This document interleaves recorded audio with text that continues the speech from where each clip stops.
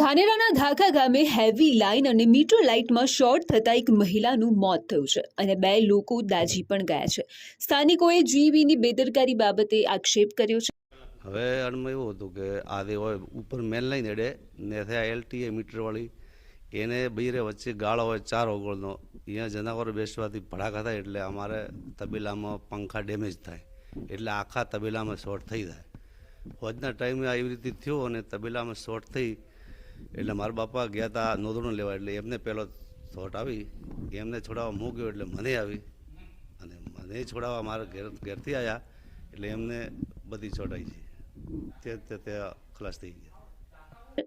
ધાનેરા ધાખા ગામે કપોડી વિસ્તારમાં ધાનેરા જીઈબી બેદરકારીમાં વીજ શોર્ટ સર્કિટ થતા એક મહિલાનું મોત થયું છે જ્યારે 2 લોકો ઇજાગ્રસ્ત પણ થયા છે।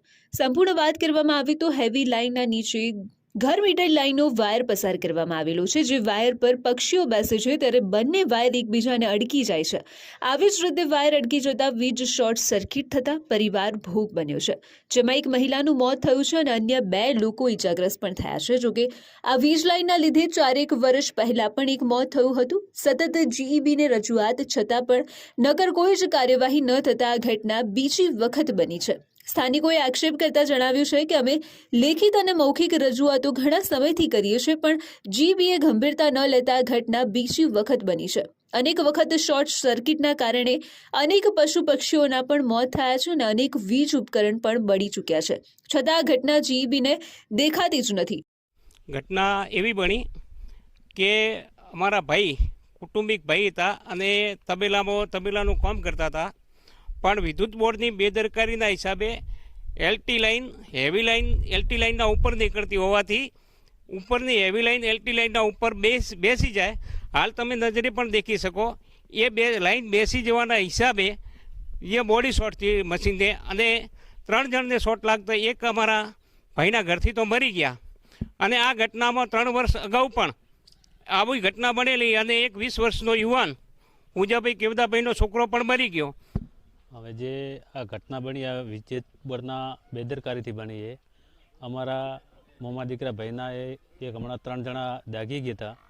વિદ્યુત બોર્ડની એલટી લાઇન અને મેઇન લાઇન બંને છેડા અડી જાય માથે કબૂતર બે એટલે છેડા અડી જાય એટલે કોઈ પણ હોય તો એનું થઈ જાય શોર્ટ સર્કિટના કારણે તબેલામાં પંખા લાગેલા હતા પંખાના શોર્ટના કારણે અને વીજ લાઇને ભેગી થવાના કારણે આ ઘટના બનીને 3 વર્ષ અગાઉ પણ એક 18 વર્ષનો યુવાન એક્સપાયર્ડ આ લાઇનને લીધે જ થઈ ગયો।